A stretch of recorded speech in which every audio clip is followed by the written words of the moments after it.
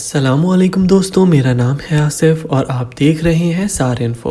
ہم بات کر رہے ہیں ایک ایسے ٹرک کی جس کو پورے 8,500 کلومیٹر ٹریول کرنا تھا، لیکن مسئلہ صرف یہ نہیں تھا کہ ٹرک کو اتنا لمبا سفر کیسے کروایا جائے، بلکہ اصل مسئلہ یہ تھا کہ اس ٹرک میں برف کا ایک بہت بڑا بلاک رکھا گیا تھا جس کو افریقہ کے آگ برسانے والے صحرا سے صحیح سلامت گزارنا تھا۔ یعنی جس صحرا میں برف تو کیا لوہا بھی نرم پڑ جاتا ہے، اس صحرا میں اس ٹرک کو پورے 10 دن گزارنے تھے۔ لیکن چیلنج یہ تھا کہ کسی بھی حالت میں برف پگھلنے نہ پائے، اور وہ بھی بغیر ریفریجریٹر کے۔ یہ بات ہے 1958 کی، جب پوری دنیا کی اٹینشن ایک آئس بلاک نے گھیر رکھی تھی۔ یہ آئس بلاک 3050 kg وزنی تھا اور اس کو دنیا کے ایک کونے سے دوسرے کونے تک پہنچانا تھا، اور وہ بھی بغیر ریفریجریشن کے۔ یعنی اس کا سٹارٹنگ پوائنٹ تھا ناروے کا شہر موئی رانا، اور اس کا اینڈنگ پوائنٹ تھا لبرویل، جو سینٹرل افریقہ میں ایک شہر ہے۔ آخر ایسا کیا کیوں جا رہا تھا؟ اس آئس بلاک کو اتنا دور کیوں لے جایا جا رہا تھا؟ اصل میں یہ معاملہ شروع ہوا تھا 1 سال پہلے، یعنی 1958 میں۔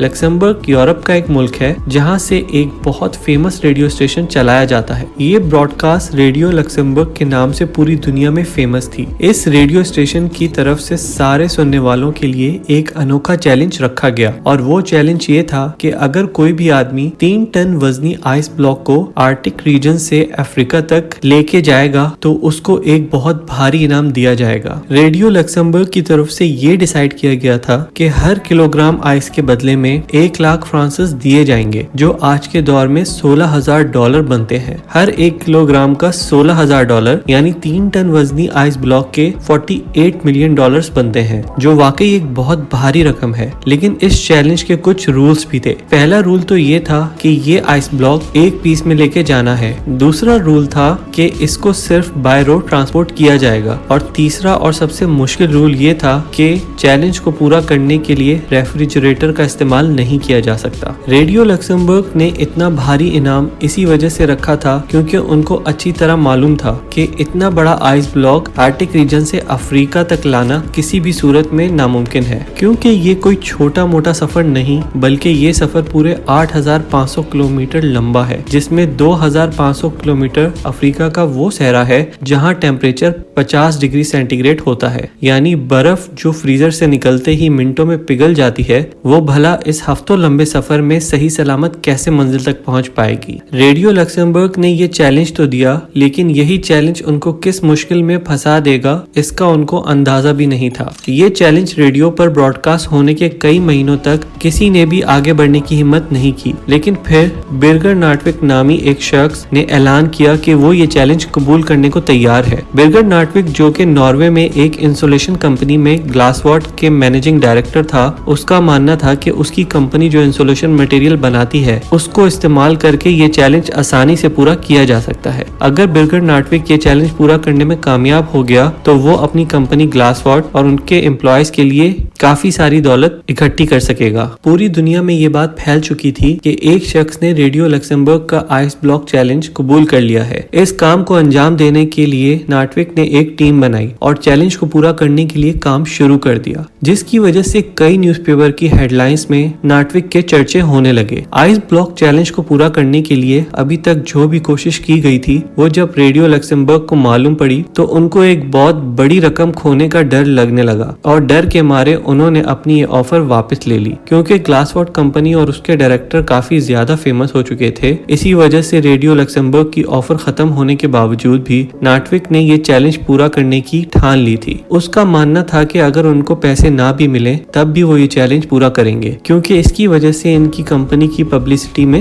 اضافہ ہوگا۔ یہ چیلنج اب اسٹارٹ کرنے کا وقت آ چکا تھا۔ یہ فیصلہ ہو چکا تھا کہ آئس بلاک کو ناروے کے شہر موئی رانا سے آل دا وے افریقہ میں گبون کے شہر لبرویل تک بھیجا جائے گا۔ آئس بلاک کو Denmark, Netherland, Belgium, France, Spain اور موروکو کے بعد الجیریا کے شہر سے گزار کر گبون تک لایا جائے گا۔ ناٹوک کی ٹیم میں 1 انجینئر، 4 ڈرائیورز، 1 ٹرک میکینک اور 2 کیمرہ مین بھی شامل تھے۔ انہوں نے 3 ٹن وزنی آئس بلاک کو گلیشیئر سے کاٹنے کا فیصلہ کیا، لیکن اتنا بڑا آئس بلاک ایک ہی ساتھ اٹھانا کافی مشکل تھا، اسی لیے 200 کلو کے بلاکس کو کاٹ کر ہیلی کاپٹر کے ذریعے نیچے بھیجا گیا۔ ناٹوک اور ان کی محنت کو کافی زیادہ میڈیا اٹینشن بھی مل رہی تھی، اور اسی وجہ سے کئی کمپنیز ने नाटविक के इस चैलेंज को पूरा करने के लिए उनको स्पॉन्सर करना शुरू कर दिया। शेल ने फ्यूल का जिम्मा उठाया और स्कैनिया ने उनको ट्रक दिया जिसमें ये आइस ब्लॉक रखा जाना था। 200 किलो के ब्लॉक को ग्लेशियर से नीचे लाके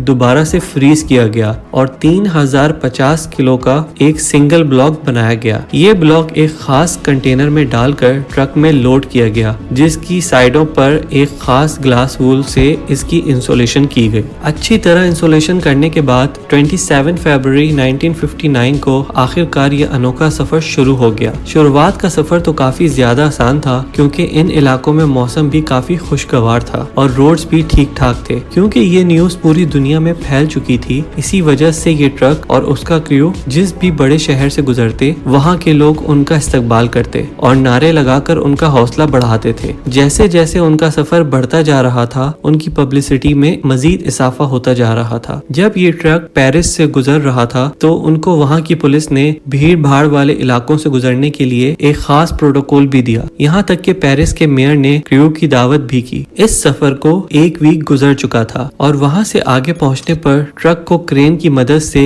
एक शिप पर रखा गया क्योंकि अब उनको समंदर का एक बहुत बड़ा हिस्सा पार करना था। समंदर के दूसरे हिस्से पर पहुँचने पर कंडीशन बिल्कुल ही डिफरेंट हो चुकी थी। ट्रक अब अफ्रीका की जमीन पर आ चुका था जहाँ दिन के टाइम पर गर्मी इंतहाई शदीद थी। न सिर्फ आइस ब्लॉक के पिघलने का खतरा था बल्कि गर्म रेत पर सफर करने से ट्रक के इंजन को भी खतरा था और उनके साथ मौजूद क्रू की तबीयत बिगड़ने का भी खौफ मंडला रहा था। इन सब खतरों के अलावा ट्रक को सिक्योरिटी थ्रेट भी था क्योंकि जिस सहरा से वो लोग गुजर रहे थे उस इलाके में जंग चल रही थी और फ्रीडम फाइटर्स के लोग पहाड़ों में ही छुपे होते थे। वो लोग अपनी बातें मनवाने के लिए ट्रक और उसके क्रू को हॉस्टेज भी बना सकते थे। इस खतरे से निपटने के लिए फ्रेंच फॉरेन लीजन ने ट्रक और उनके क्रू को सहरा के कुछ एरियाज में सिक्योरिटी दी और उनको खास इंस्ट्रक्शंस दी कि कम से कम स्टॉक लेकर उनको इस सहरा से गुजरना है। लेकिन क्योंकि इस सहरा में प्रॉपर रोड्स नहीं थी इसी वजह से ट्रक बार बार रेत में फंस जाता था। उनको मंजिल तक पहुंचने की जितनी ज्यादा जल्दी थी उतना ही ज्यादा उनके रास्ते में मुश्किलात आ रही थी। हर मर्तबा जब ट्रक फंस जाता था तो उसको रेस से निकलने में क्रू को घंटों लग जाते थे। दुनिया के सबसे महंगे आइस ब्लॉक को ट्रांसपोर्ट करने का ये मिशन अब इनके गले आ चुका था। एक तरफ फ्रीडम फाइटर्स का खौफ था